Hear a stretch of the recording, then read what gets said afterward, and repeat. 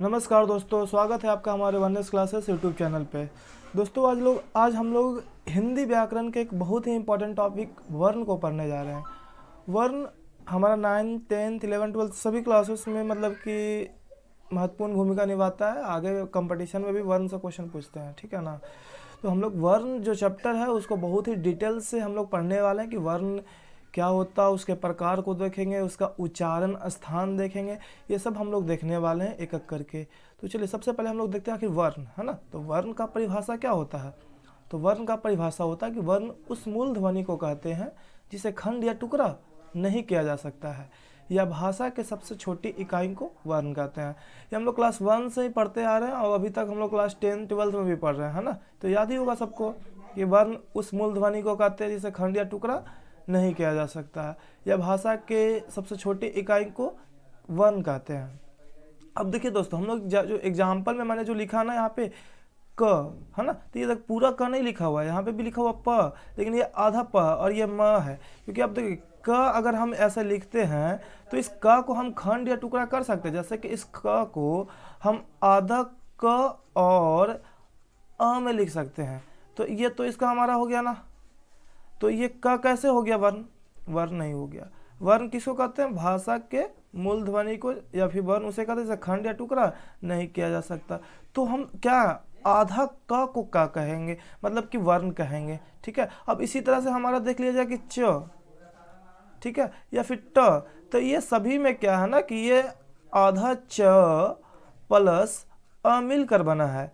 और इसी प्रकार से अगर हम देखें ट को, तो ट में भी हमारा क्या है कि ट प्लस अ मिलकर ट बनता है। अब इससे हमें ये पता लग रहा है ना कि हमारा जो क ख ग हम लोग जो लिखते हैं ना, वो क्या होता है? वर्ण नहीं, वर्ण आधा क है ना, मूल रूप से ये होता है। जैसे एग्जाम्पल के तौर पे हम लोग और देखते हैं, जैसे कि ये तो व्यंजन वर्ण का हम एग्जाम्पल ले रहे हैं, लेकिन अगर अ ई देखा जाए तो अ ई ये सब भी एग्जाम्पल इसका होगा। अब ये सब जो एग्जाम्पल है इसमें इसको कोई नहीं हम लोग कर सकते, तो ये तो एग्जैक्ट अ ई जो हमारा है ना वो हो जाएगा, ठीक है। तो हम समझ चुके अभी कि वर्ण किसे कहते हैं। तो वर्ण भाषा के मूल ध्वनि को कहते हैं, या वर्ण भाषा के सबसे छोटी इकाई को कहते हैं। सबको याद रहेगा। चलिए तो अब हम लोग आगे देखते हैं। हमारा सेकंड जो पॉइंट हमने बनाया है कि वर्ण के प्रकार। तो आखिर वर्ण के कितने प्रकार होते हैं? तो वर्ण के 2 प्रकार होते हैं। कौन कौन सा प्रकार है? पहला प्रकार है स्वर वर्ण। अब स्वर वर्ण किसे कहते हैं हम लोग देखेंगे आगे। और दूसरा प्रकार हमारा क्या है? व्यंजन वर्ण। तो व्यंजन वर्ण आखिर किसको कहते हैं, ये सब हम लोग आगे देखने वाले हैं। तो चलो एक बार फिर सब रिवाइज करते हैं कि वर्ण किसे कहते हैं। तो वर्ण उस मूल ध्वनि को कहते हैं जिसे खंड या टुकड़ा नहीं किया जा सकता है, यह भाषा के सबसे छोटी इकाई को क्या कहते हैं? वर्ण कहते हैं। जैसे में क प म, अभी हम लोग यहाँ पे एग्जाम्पल में मैं और लिख देता हूँ अ, है ना, ई उ, ये सब क्या हो जाएगा? वर्ण का प्रकार। वर्ण कितने प्रकार के होते हैं? 2, स्वर वर्ण, व्यंजन वर्ण। अब यहाँ पर से जो हमारा भी 10th और 12th का जो एग्जाम होता है बिहार बोर्ड का, उसमें कोई सब्जेक्टिव क्वेश्चन नहीं पूछता कि वर्ण किसे कहते हैं, वर्ण के कितने प्रकार होते हैं। वहाँ पे ऑब्जेक्टिव क्वेश्चन पूछता है। और ऑब्जेक्टिव क्वेश्चन किससे कैसे पूछेगा? पूछ देगा कि भाषा के मूल ध्वनि को क्या कहते हैं, और ऑप्शन में आपके पास होगा वर्ण, है ना, शब्द, वाक्य, या इनमें से कोई नहीं। तो हम आंसर में लिखेंगे कि वर्ण कहते हैं, भाषा के मूल ध्वनि को क्या कहते हैं? वर्ण कहते हैं। या फिर और क्वेश्चन बन सकता है कि भाषा के सबसे छोटे इकाई को क्या कहते हैं, तो वहाँ भी हमको पता होना चाहिए कि वर्ण कहते हैं, ठीक है। अब इस तरह से और भी इसका एग्जाम्पल जो हमने जैसे उदाहरण दिया है उससे भी आपको क्वेश्चन बन सकता है। अब उससे कैसे क्वेश्चन बनेगा? जैसे कि बोल देगा कि क, है ना।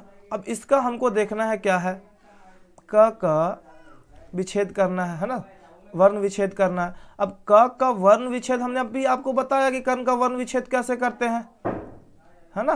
तो कर्ण का वर्ण विच्छेद करने के लिए हम लोग क्या करते हैं? अध क और प्लस अ, अध क प्लस अ मिलकर क्या बन जाता है? पूरा क। ये जो नीचे हमने अभी ऐसा खींचा ना, इसको संस्कृत के शब्द में ज्यादातर इस्तेमाल करते हैं, इसको आधा क या हलंत, है ना। जब कोई भी अगर वर्ण में नीचे ऐसा लग जाता है तो उसको हम लोग क्या कहते हैं? अधक क। इसको संस्कृत भाषा में हलंत भी कहा जाता है। तो ये पूरी तरह से क्या हो जाएगा? क हो जाएगा। चलिए दोस्तों, अब हम लोग आगे बढ़ते हैं। अब आपको पता लग गया, हम लोग कई क्वेश्चन को देख लिया कि वर्ण कितने प्रकार के होते हैं। ये भी क्वेश्चन पूछ देता है एग्जाम में कि वर्ण के कितने प्रकार होते हैं। ऑप्शन दे देगा 2, 3, 4, इनमें से कोई नहीं, या इनमें से सभी। इनमें सभी तो देगा ही नहीं, इनमें से कोई नहीं, है ना। तो आंसर क्या हो जाएगा हमारा कि वर्ण के 2 प्रकार होते हैं। कौन कौन से प्रकार होते हैं? स्वर वर्ण, व्यंजन वर्ण। अब इसमें ऐसा भी क्वेश्चन दे सकता है कि वर्ण के प्रकार होते हैं कौन कौन, है ना। अब ऑप्शन में दे देगा वर्ण के प्रकार नहीं होते हैं, उसमें भी दे दे स्वर वर्ण, व्यंजन वर्ण, और इसमें कोई और दूसरा चीज लगा दे जैसे कि संख्या वर्ण। अब ऐसा तो कुछ होता नहीं है, संख्या वर्ण तो नहीं होगा। तो स्वर वर्ण और व्यंजन वर्ण क्या होता है? वर्ण का प्रकार होता है। अब हम लोग आगे देखते हैं। चलिए, अब हमारा जो टॉपिक है वो क्या है? स्वर वर्ण है। अब स्वर वर्ण किसे कहते हैं? तो वैसा वर्ण जिसका उच्चारण स्वतः होता है, वैसा वर्ण जिसका उच्चारण स्वतः होता है, या वैसा वर्ण जिसका उच्चारण बिना किसी अन्य वर्ण के सहायता से किया जाता है। मतलब कि बिना किसी दूसरे वर्ण की सहायता लिए जिसका उच्चारण हम कर सकते हैं, उसे हम क्या कहते हैं? स्वर वर्ण कहते हैं। उसे क्या कहते हैं? स्वर वर्ण। उसे क्या कहते हैं? स्वर वर्ण। याद रहेगा, उसे क्या कहते हैं? स्वर वर्ण।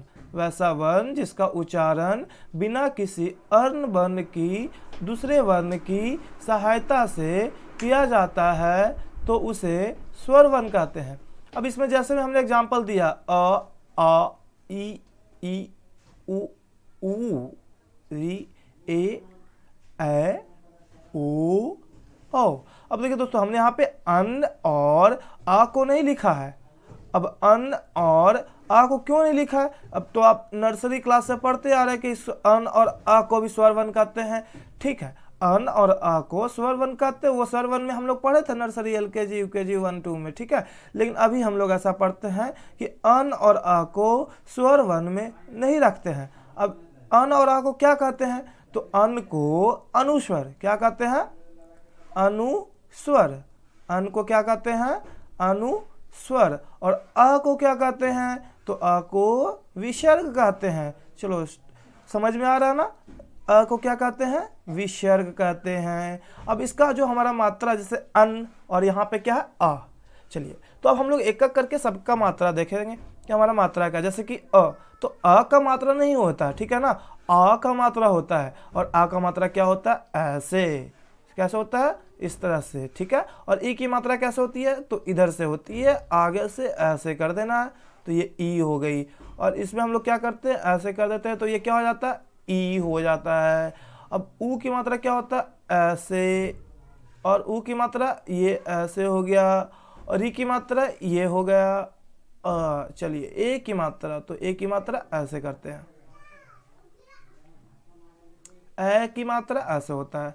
चलिए, ओ की मात्रा एक ऊपर और एक नीचे, और ओ की मात्रा होता है एक नीचे और 2 ऊपर। चलिए, अब फिर से हम लोग को रिवाइज करते हैं स्वर वर्ण को पहले, कि स्वर वर्ण वैसा वर्ण जिसका उच्चारण स्वतः होता है, जिसका उच्चारण स्वतः होता है। जैसे अगर हम बोले अ, बोलिए तो अ, ई, उ, री, ए, ओ, औ। अब इसका उच्चारण स्वतः हो रहा है। अब इसमें हम अ का कोई विच्छेद कर सकता है कि अ किससे बना है? नहीं। अब क्या है? स्वयं से उच्चारण हो रहा है। तो जब स्वयं उच्चारण होगा, स्वतः उच्चारण होगा, तो हम उसे कौन सा वर्ण कहेंगे? स्वर वर्ण कहेंगे। या वैसा वर्ण जिसका उच्चारण बिना किसी दूसरे वर्ण के सहायता से किया जाता है, तो उसे क्या कहते हैं? स्वर वर्ण कहते हैं। अब देखो दोस्तों, यहाँ पे एक बहुत ही इंपॉर्टेंट क्वेश्चन है। ये क्वेश्चन हमेशा एग्जाम में पूछता है। अब बहुत बच्चा, मतलब कहे कि 50% से ज़्यादा बच्चा यहाँ पे गलत बना कर आता है। अब एग्जाम में सब तो पढ़ा, नर्सरी क्लास से पढ़े कि वर्णमाला में वर्ण, स्वर वर्ण पढ़ रहे हैं। अब हम लोग नर्सरी क्लास, LK, UKG 1, 2 हम पढ़ते आ रहे थे बार बार अन और आ को भी। तो अब हमारा टोटल गिनने पर कितना हो जा रहा? 11 इधर और 2 13। लेकिन हमने यहाँ पे लिखा है कि हिंदी वर्णमाला में स्वर वर्ण की संख्या केवल 11 होती है। अब केवल 11 होता है, तो ये 2 कहाँ से आ गया एक्स्ट्रा? अब ये 2 तो हमने पढ़ा था नर्सरी LKG में कि अन और आ भी होता है। तो अन आ कैसे होता है? नहीं ना होता है। अन और आ को हम लोग अलग से अनुस्वर और विसर्ग के रूप में रखते हैं, क्योंकि ये अ का ही एक पार्ट है है ना। तो इसलिए हम लोग को ध्यान रखना है कि हिंदी वर्णमाला में स्वर वर्ण की संख्या केवल 11 होता है। हिंदी वर्णमाला में स्वर वर्ण की संख्या कितना होता है? केवल 11, ये याद रखना है, ठीक है ना। लेकिन अगर पूछ दिया जाए कि हिंदी वर्णमाला में स्वर वर्ण की कुल संख्या, अगर ये कुल शब्द जो है ना, अगर इस कुल शब्द को लगा देगा तब हमारा आंसर बदल सकता है और हमारा आंसर कितना हो जाएगा? 13। लेकिन याद रखना है कि 13 कभी पूछता नहीं है। ज़्यादातर क्वेश्चन हिंदी वर्णमाला में स्वर वर्ण की संख्या कितनी होती है? 11। ये याद रखना है, हमेशा याद रखना है। क्या होता है? 11। कौन कौन सा होता है? अ, आ, ई, उ, री, ए, ओ। तो ये याद होना चाहिए कि कैसे होता है, ठीक है ना। अब इसमें सबसे बड़ी इंपॉर्टेंट इसमें इस पॉइंट से यह निकलता है कि इसका उच्चारण स्वतः होता है, इसकी संख्या 11 होती है। अन को अनुस्वर कहते हैं और आ को विसर्ग कहते हैं। अन को अनुस्वर और आ को विसर्ग, याद रखना है ये, ठीक है ना। अब री की मात्रा, जैसे कि री की मात्रा से बहुत सारे बच्चे को शब्द याद नहीं होता। री की मात्रा से 2-4 शब्द बताओ तो जल्दी से बच्चे लोग। क्या होगा? क, जैसे कृषि, क में अगर हम लगाते री तो क्या हो गया? कृषि, कृषि। या फिर क्या हो जाता है? कृषक, है ना। ये सब हम लोग पढ़े थे क्या 1-2 क्लास में। री की मात्रा से 10 शब्द लिखे, ओ की मात्रा से 10 शब्द लिखे। लेकिन हम लोग यहाँ पे क्लास 10-12 में भी पढ़ रहे हैं क्योंकि हम लोग को पढ़ना ही है। तो चलो देख लेते हैं, आगे देखते हैं क्या है। अब हमने ये टॉपिक, ये पॉइंट याद रखना हमेशा कि हिंदी वर्णमाला में स्वर वर्ण की संख्या केवल 11 होती है। मैंने हिंदी वर्णमाला लिखा, संस्कृत नहीं। हिंदी में, हिंदी वर्णमाला में स्वर वर्ण की संख्या 11 होता है। अन आ को स्वर वर्ण के तहत हम लोग नहीं रख रहे हैं यहाँ पे, ठीक है ना, क्योंकि अन अनुस्वर और आ क्या है? विसर्ग है। अगला पॉइंट हम लोग का क्या है? स्वर वर्ण। तो स्वर वर्ण के प्रकार हम लोग देखते हैं कि स्वर वर्ण के कितने प्रकार होते हैं? तो 3। अब स्वर वर्ण के 3 प्रकार होते हैं। ऑब्जेक्टिव क्वेश्चन पूछता है कि स्वर वर्ण के कितने प्रकार होते हैं, तो आंसर में दिया रहेगा ऑप्शन में 2, 3, 4, 5। तो आंसर क्या देंगे? 3। स्वर वर्ण के 3 प्रकार होते हैं। चलो नेक्स्ट हमारा जो, अब 3 प्रकार जो हमने देखा, अब उस 3 प्रकार में कौन कौन सा होता है ना। अब तो हम लोग देखेंगे ना कि कौन कौन सा 3 गो होता है। ह्रस्व स्वर पहला होता है, दूसरा दीर्घ स्वर होता है, तीसरा क्या होता है? प्लुत स्वर। तो अब आखिर ह्रस्व स्वर क्या होता है भाई? पता होना चाहिए ना। दीर्घ स्वर क्या होता है और प्लुत स्वर क्या होता है। तो हम लोग अभी आगे इसको देखने वाले हैं कि ह्रस्व स्वर क्या होता है, दीर्घ स्वर क्या होता है, प्लुत स्वर क्या होता है, इसमें कितने वर्ण होते हैं, कौन कौन सा वर्ण शामिल है। तो ये सब हम लोग अभी क्या है यहाँ पे आगे देखने वाले हैं। तो चलिए आगे हम लोग बढ़ते हैं। अब आ गए हम लोग कहाँ? ह्रस्व स्वर के पास, है ना। चलो ह्रस्व स्वर क्या होता है हम लोग देख लेते हैं एक बार। वैसा वर्ण जिसका उच्चारण में बहुत कम समय लगता है। बहुत कम मतलब कि अल्प। अल्प मतलब क्या होता है? बहुत कम। अल्प मतलब क्या होता है? बहुत कम समय, है ना। बहुत कम समय लगता है तो उसे क्या कहते हैं? ह्रस्व स्वर। जैसे बोले कि अ, ई, उ, री, है ना। अ, ई, उ, री, ये क्या है? स्वतः जल्दी से आवाज निकल रही है। इसके उच्चारण में क्या हो रहा? हमारा जो है ना कम समय लग रहा बोलने में, तो हम इसको क्या कहते हैं? ह्रस्व स्वर, ठीक है। चलिए अब ह्रस्व स्वर में कौन कौन सा आता है? अ, ई, उ और री। अब क्वेश्चन पूछ देता है कि निम्नलिखित में कौन सा ह्रस्व स्वर है? निम्नलिखित में कौन सा ह्रस्व स्वर है? ऑप्शन में दे देगा आ। ऑप्शन में क्या रहेगा? आ। अगले ऑप्शन में क्या रहेंगे? ई और ए। तो हमारा आंसर क्या होगा? यहाँ पे ई हो जाएगा। ई को ह्रस्व स्वर कहता है। अगर क्वेश्चन आ जाए कि निम्नलिखित में ह्रस्व स्वर कौन है, तो अ, ई, ए ऑप्शन हो तो कौन सा हो जाएगा? ई। ये 4 को याद रखना होगा कि ये हमारा 4 क्या होता है? ह्रस्व स्वर होता है। क्या होता है? ह्रस्व स्वर, ठीक है। चलो आगे बढ़ते हैं हम लोग। तो ह्रस्व स्वर को क्या कहते हैं? मूल स्वर कहते हैं। ऑब्जेक्टिव क्वेश्चन यहाँ बन सकता है कि ह्रस्व स्वर को कौन सा स्वर कहते हैं? तो ह्रस्व स्वर को मूल स्वर कहते हैं, ठीक है। याद रहेगा। चलो आगे देखते हैं। ह्रस्व स्वर को एक मात्रिक स्वर भी कहा जाता है क्योंकि इसका केवल एक ही मात्रक होता है ना। जैसे कि अ, तो आ का तो मात्रा होता नहीं है। ई, तो ई की मात्रा क्या होते हैं? एक मात्रिक है ना, इसमें कोई डबल मात्रा नहीं ना लग रहा है, नहीं। तो हमारा क्या हो जाएगा? ये एक मात्रिक स्वर। अब चौथा हमारा अगला पॉइंट जो है कि ह्रस्व स्वर की संख्या। अब देखो दोस्तों, ह्रस्व स्वर की संख्या अ 1, ई 2, ऊ 3 री 4। तो कितना हो गया ह्रस्व स्वर की संख्या 4। ऑब्जेक्टिव क्वेश्चन बन सकता है कि ह्रस्व स्वर की संख्या कितनी होती है, तो ह्रस्व स्वर की संख्या 4 होती है, ह्रस्व स्वर की संख्या 4 होती है, याद होना चाहिए, है ना। चलो तो आगे हम लोग देखते हैं। हमारा अगला जो प्रकार था वो हमारा क्या है, दीर्घ स्वर। क्या है, दीर्घ स्वर। तो दीर्घ स्वर किसे कहते हैं, अब वैसा वर्ण जिसका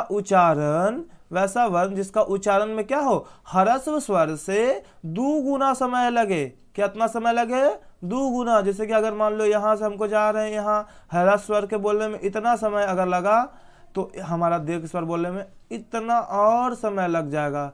क्या होगा, इतना और समय लगेगा, अधिक, मतलब 2 गुना, है ना, किसी से 2 गुना समय लगेगा। वैसा वर्ण जिसके उच्चारण में ह्रस्व स्वर से 2 गुना समय लगता है, तो उसे कौन सा स्वर कहते हैं, दीर्घ स्वर कहते हैं। कौन सा स्वर, दीर्घ स्वर।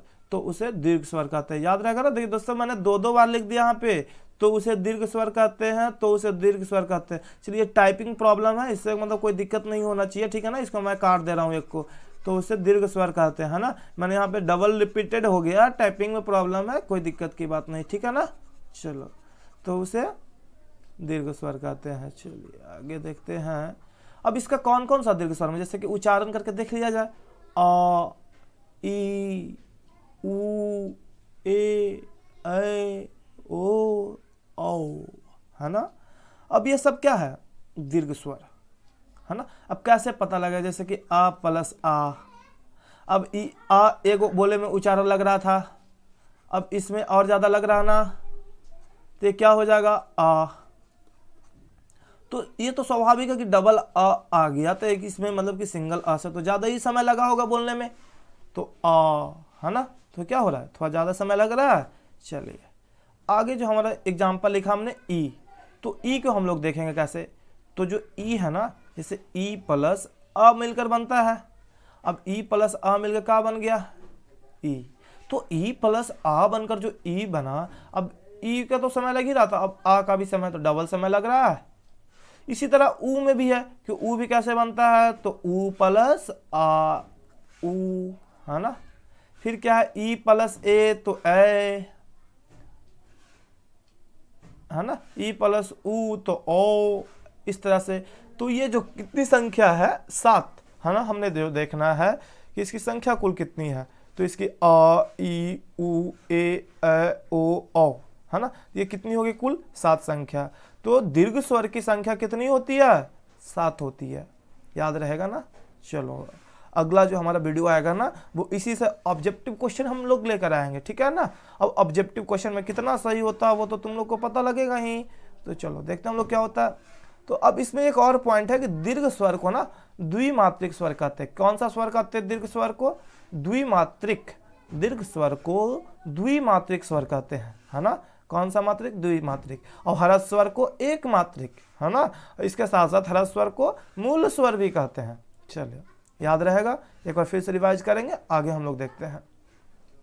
जो अगला हमारा पॉइंट है, तीसरा जो स्वर का प्रकार होता है ना, वो थोड़ा सा एक्स्ट्रा में आएगा, प्लूत स्वर, है ना। हम लोग लोअर क्लास में, नीचे वाली क्लास में, मतलब 3, 4, 5 ये सब में हम लोग प्लूत स्वर के बारे में नहीं पढ़े थे, है ना। प्लूत स्वर कई बच्चों के लिए तो पहली बार होगा, ठीक है। लेकिन जो बच्चा क्लास में पढ़ा होगा हमारे कोचिंग में, वो सबके तो पता ही है, पहले से हमने प्लूत स्वर हमने पढ़ा ही रखा है।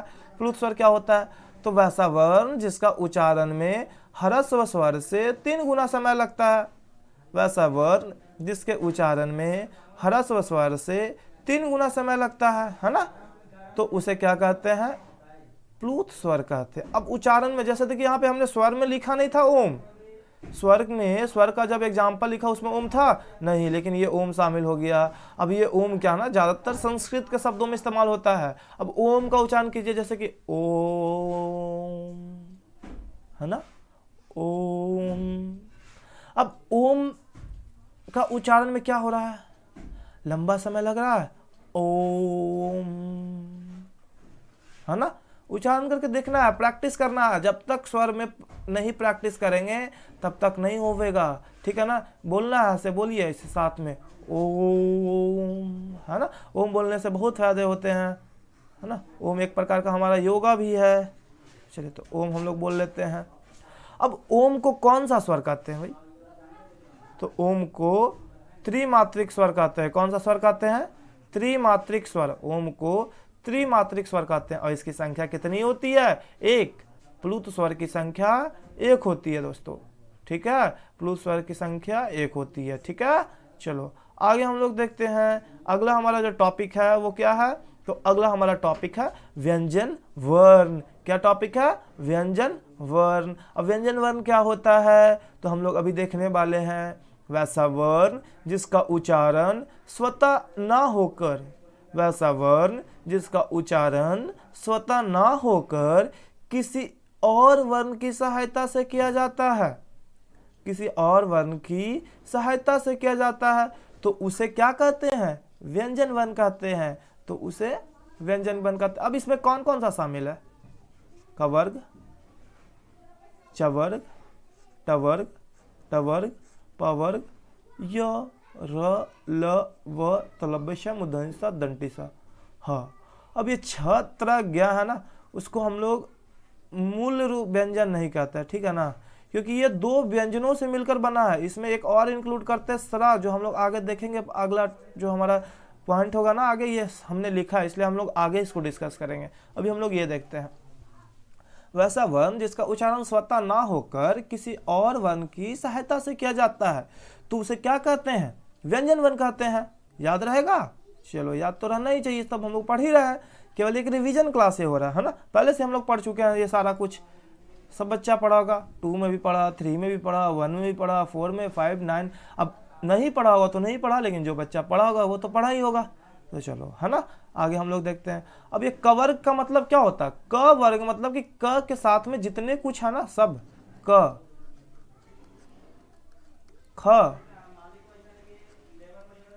ग, घ, अंग, है ना, क, ख, ग, घ, अंग। अब चवर्ग तो च, छ, ज, इया। टवर्ग, है ना, मजा आ रहा ना, ट, ठ, ड, ढ, न, ट, ठ, ड, ढ, न, है ना। टवर्ग में टा, ठ, ड, ढ, न, है ना, राइमिंग के तरह हम लोग पढ़ना है।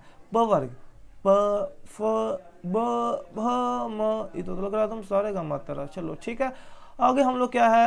य, र, ल, ब, तलव्य, मूर्धन्य, दंडी, ह। हमने पहले ही बताया कि छात्रा ज्ञा को संयुक्त व्यंजन कहते हैं और श्रा को भी, ठीक है ना। तो आगे हम लोग देखेंगे इसको। अब उच्चारण के आधार पर व्यंजन 3 प्रकार के होते हैं। हम लोग अगले वीडियो, जो हमारा नेक्स्ट वीडियो आएगा ना, उसमें हम लोग देखेंगे दूसरे प्रकार पे, जैसे कि श्वास वायु के आधार पे। वायु मतलब कि हमारा जो सांस लेने की जो है ना, कि कितना हम लेते हैं, है ना, हवा कितना चाहिए, तो श्वास वायु के आधार पर भी हमारा व्यंजन का प्रकार होता है। इसके अलावा कंपन के आधार पर होता है, ठीक है ना। तो कंपन के आधार पर भी हम लोग देखेंगे, लेकिन अभी हम लोग कहाँ देख रहे हैं? उच्चारण। उच्चारण मतलब कि कहाँ से आता है ये जो हमारा आवाज है, कंठ से आ रहा है, ओठ से आ रहा है, दंत से आ रहा है, तालु से आ रहा है, मूर्धा से आ रहा है, कहाँ से आ रहा है ना। तो उसको जो हमारा आवाज आता है ना, उसी को हम लोग क्या कहते हैं? उच्चारण। तो उच्चारण स्थान हमारा क्या, किस आधार पे होगा हम लोग देखेंगे। और उच्चारण के आधार पर ही व्यंजन को बांटा गया है यहाँ पे हम लोग जो देखने वाले हैं। तो कितने प्रकार से? 3 प्रकार, 1, 2, 3। तो फर्स्ट क्या है? स्पर्श व्यंजन, है ना। फर्स्ट क्या है? स्पर्श व्यंजन। सेकंड क्या है? तो उष्म व्यंजन। सेकंड क्या है? उष्म व्यंजन। और थर्ड हमारा है अंतस्थ व्यंजन। थर्ड हमारा क्या है? अंतस्थ व्यंजन, है ना। समझ में आ रहा ना सबको? हाँ, कमेंट कर करके बताते जाओगे। अगर किसी को कोई प्रॉब्लम है, कमेंट में अपनी प्रॉब्लम को लिख दो, वहाँ पे हम आंसर भी दे देंगे, है ना। नहीं तो नेक्स्ट वीडियो जो हमारा आएगा, उस वीडियो में हम आंसर दे देंगे, क्योंकि अभी तो वीडियो अब कंटिन्यू आने वाली है, प्रतिदिन एक एक वीडियो आने वाला है। तो जो भी कोई प्रॉब्लम क्वेश्चन होगा ना, उसको बस कमेंट में लिख देना है आपको। अगर कमेंट में ही हम आंसर दे सकते हैं, अगर छोटा कोई पॉइंट होगा तो आंसर कमेंट में ही दे देंगे, नहीं तो फिर नेक्स्ट वीडियो में अगर कोई बड़ा पॉइंट होगा तो उसको डिस्कस किया जाएगा, ठीक है ना। चलो, तो पहला हमारा पॉइंट क्या? स्पर्श व्यंजन। तो आखिर स्पर्श व्यंजन क्या होता है, इसका उच्चारण कहाँ से होता है, इसमें कौन कौन से वर्ण आते हैं, है ना, ये सब हम लोग देखेंगे, तब ना हम लोग को पता लगेगा, एग्जाम में क्वेश्चन बनेंगे। तो इसके लिए हम लोग अभी देखेंगे आगे, है ना। तो दूसरा हमारा जो पॉइंट है क्या? उस व्यंजन। तो उस व्यंजन में कौन कौन सा वर्ण है सर? और थर्ड हमारा अंतस्थ व्यंजन। तो आखिर अब अंतस्थ व्यंजन में कौन सा वर्ण है ना। अब हम लोग देखेंगे तब ना हम लोग को पता लगेगा कि अंतस्थ व्यंजन में कौन कौन सा वर्ण है। चलो, तो आगे हम लोग नेक्स्ट टॉपिक पे चलते हैं कि व्यंजन के प्रकार में पहला प्रकार क्या होता है? तो स्पर्श व्यंजन, चलो आ गया हमारा क्या, स्पर्श व्यंजन, है ना। तो हम लोग स्पर्श व्यंजन को देखने वाले हैं कि स्पर्श, स्पर्श मतलब क्या होता है, टच करना, छूना, है ना, किसी चीज को छूना। जैसे कि मेरा पेन, तो मैं इस पेन को छूऊं तो हमारा क्या जाएगा, स्पर्श करना, है ना। तो स्पर्श व्यंजन मतलब कि स्पर्श, है ना, छूना, टच करना। जैसे मोबाइल हमारा क्या होता है, टच मोबाइल होता है, तो उसको हम लोग कैसे चलाते हैं, स्पर्श कर कर चलाते हैं ना। तो उसी प्रकार का ये जो हमारा व्यंजन है ना, स्पर्श व्यंजन है। अब इसकी आवाज स्पर्श करके ही आएगी। अब कहाँ कहाँ से स्पर्श करके आएगा वो सब हम लोग देखे वाले हैं। अब एक में कौन कौन सा वर्ण शामिल भी है वो भी देखने वाले हैं। तो चलो हम लोग देखते हैं स्पर्श व्यंजन। तो स्पर्श व्यंजन में इसकी क्या क्या शामिल होता है, कवर्ग को कहते हैं स्पर्श व्यंजन, चवर्ग को कहते हैं, टवर्ग को कहते हैं, टवर्ग को कहते हैं, और क्या कहते हैं, पवर्ग को कहते हैं। कौन सा वर्ण, तो स्पर्श व्यंजन कहते हैं। कौन सा व्यंजन कहते हैं, स्पर्श व्यंजन, याद रहेगा। अभी हमने पिछले पॉइंट में बता रहा था कि कवर के तहत कौन सा आता है, तो क ख ग घ अंग च छ, है ना, ज झ इया, इसी तरह से ट ठ ड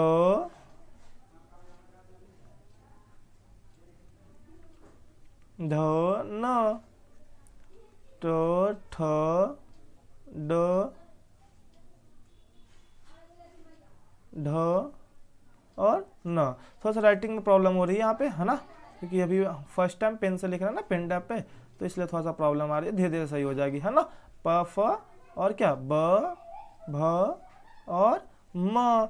अब ये जो हमने लिखा ना पूरा, ये हमारा क्या होता है, स्पर्श व्यंजन होता है।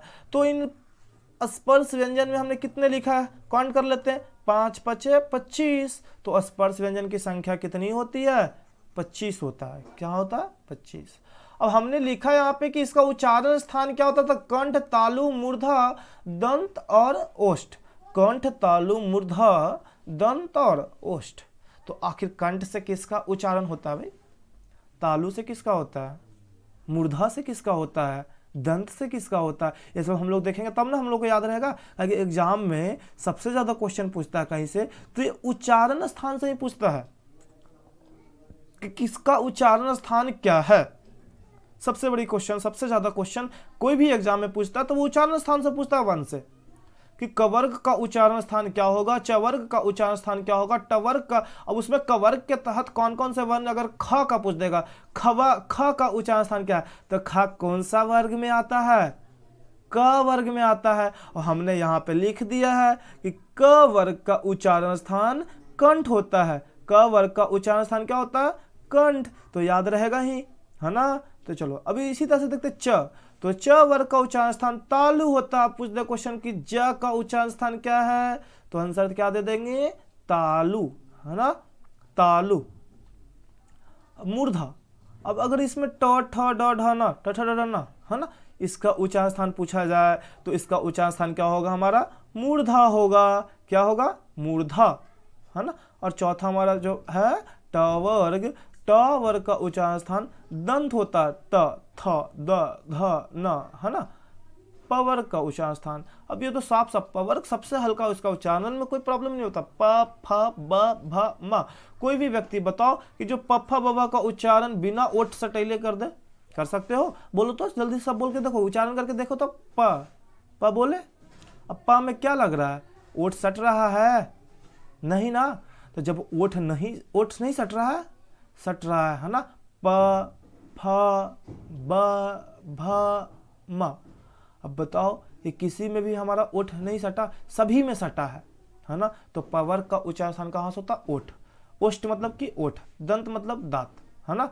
चलो तो अभी हम लोग नेक्स्ट टॉपिक पे चलते हैं। तो ये हमको याद होना चाहिए। इसमें एक और क्वेश्चन ऑब्जेक्टिव बनता है कि स्पर्श व्यंजन की संख्या कितनी होती है, तो 25 होती है। कितनी होती है, 25। और किसका उच्चारण स्थान क्या है, ये एकदम सबको कंठस्थ याद होना चाहिए, है ना, कंठस्थ। अब देखो यहाँ पे कंठस्थ आ गया, है ना। कंठस्थ मतलब कंठ, कंठ किससे उच्चारण, कवर का उच्चारण होता है कंठ से। नेक्स्ट टॉपिक पे चलते हैं। नेक्स्ट टॉपिक क्या, अंतस्थ व्यंजन। तो अंतस्थ व्यंजन में क्या क्या होते हैं भाई, अंतस्थ व्यंजन में य र ल व को अंतस्थ व्यंजन कहते हैं। कौन सा व्यंजन कहते हैं, अंतस्थ व्यंजन। तो देखो दोस्तों, य, र, ल और व। तो य हो गया, र हो गया, ल हो गया, व हो गया, इसको क्या कहते हैं? अंतस्थ व्यंजन। और इसकी संख्या कितनी होती है? 4 होती है। कितनी होती है? 4 होता है। याद रहेगा? चलो, याद तो रहना ही चाहिए। य का उच्चारण स्थान क्या है? तो य का उच्चारण स्थान तालु है ना। र का उच्चारण स्थान मूर्धा है और ल का उच्चारण स्थान दंत है और व का दंतोष्ठ। दंतोष्ठ किससे बनता? दंत प्लस ओष्ठ, दंत प्लस ओष्ठ मिलकर क्या बना देता है? दंतोष्ठ। दंत प्लस ओष्ठ मिलकर दंतोष्ठ बनता, मतलब कि दांत की भी सहायता लिया जाता है और ओष्ठ मतलब कि ओठ की भी सहायता लिया जाता है ना। दंत प्लस ओठ, दंतोष्ठ। तो अभी हम लोग देख चुके का अंतस्थ व्यंजन। तो अंतस्थ व्यंजन की संख्या कितनी होती है? 4 होती है। और स्पर्श व्यंजन की संख्या 25 होती है। याद रहेगा ना सबको? चलो, तो हम लोग अगले पॉइंट पे चलते हैं। तो अगला हमारा पॉइंट क्या है? अगला हमारा पॉइंट होने वाला है उष्म व्यंजन। तो उष्म व्यंजन किसे कहते हैं? पता होना चाहिए ना, तब ना एग्जाम में बनेगा। तो देखो, उष्म व्यंजन क्या होता है? स है ना, तलव्य मूर्धन्य दंटी ह को क्या कहते हैं? उष्म व्यंजन कहते हैं। कौन से व्यंजन कहते हैं? उष्म व्यंजन। याद रहना चाहिए बच्चे। उष्म व्यंजन किसे कहते हैं? श श श और ह, मतलब कि तलव्य मूर्धन्य दंटी और ह को क्या कहते हैं? उष्म व्यंजन। याद रहेगा ना? को क्या कहते हैं? उष्म व्यंजन। इसकी संख्या कितनी होती है? 4 होती है। उष्म व्यंजन की संख्या 4 होती है। याद होना चाहिए सबको। एग्जाम में पूछ सकता है कि उष्म व्यंजन की संख्या कितनी होती है? 4। या क्वेश्चन बना दे कि निम्नलिखित में कौन उष्म व्यंजन है? ऑप्शन दे देगा य, र, ल और ह। तो आंसर हम क्या मार देंगे? हमारा जो ह है वो क्या है? उष्म व्यंजन है। अब इसके बाद का जो हमारा क्या है टॉपिक? स। अब सबका उच्चारण स्थान देख लेते क्या है? स का उच्चारण स्थान तालु है। स का उच्चारण स्थान तालु। स का उच्चारण स्थान दंत। और ये जो हमारा स है उसका उच्चारण स्थान मूर्धा प्लस ह का उच्चारण स्थान कंठ। ह ह। कहाँ से आ रही आवाज? आ रहा है कंठ से। हाँ, तो स का ये ह का उच्चारण स्थान क्या हो जाएगा? कंठ हो जाएगा। तो एक बार हम लोग चलो पीछे देख लेते हैं। संयुक्त व्यंजन। आखिर भाई संयुक्त व्यंजन किसे कहते हैं? है ना, संयुक्त व्यंजन किसे कहते हैं? तो छ, त्र, ज्ञ, स्र को संयुक्त व्यंजन कहते हैं। क्या कहते हैं? छ, त्र, ज्ञ, स्र को संयुक्त व्यंजन कहते हैं। याद रहेगा ना?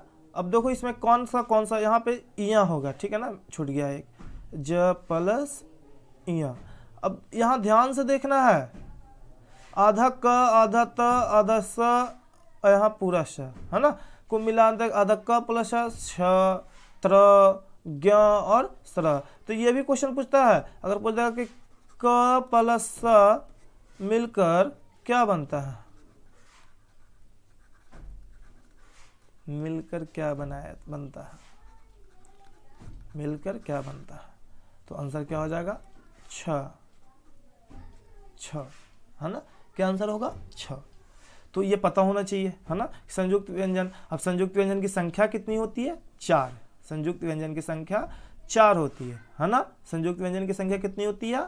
4 होती है। तो हम लोग देख लिया कौन कौन सा? छ, त्र, ज्ञ और स्र। चलिए एक बार हम लोग क्विक रिवीजन कर लेते हैं। स्वर वन, है ना, तो स्वर वन किसे कहते थे? भाषा के मूल ध्वनि को, है ना जी, या जिसका उच्चारण स्वतः होता है तो उसको क्या कहते हैं? स्वर। और स्वर की संख्या कितनी होती है? 11। अन, आ को स्वर नहीं कहते, अन को क्या कहते हैं? अनुस्वर, और आ को क्या कहते हैं? विसर्ग। इसके बाद हमने देखा स्वर का प्रकार। तो स्वर के प्रकार कितने होते हैं? 3। कौन कौन? ह्रस्व स्वर। कौन सा स्वर? ह्रस्व स्वर, दीर्घ स्वर और प्लुत स्वर। प्लुत स्वर। अब ह्रस्व स्वर की संख्या कितनी होती है? 4।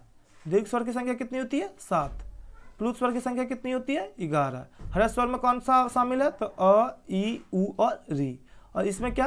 अ, ई, उ, ए, ओ और औ। और प्लुत स्वर में ओम।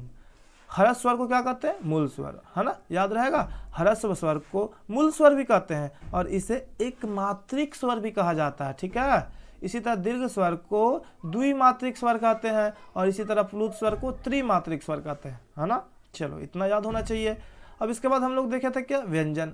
तो व्यंजन, अब इसकी संख्या कितनी होती है, ह्रस्व स्वर की संख्या 11 होता है, याद होना चाहिए। ह्रस्व स्वर की संख्या 11 होता है, ठीक है, मतलब व्यंजन वन की संख्या 11 होता है, सॉरी व्यंजन वन की संख्या कितना होता है, 11 होता है। ह्रस्व स्वर की 4, दीर्घ की 7, प्लुत का 1। प्लुत का कितना होता है, 1 होता है, ठीक है ना, 1।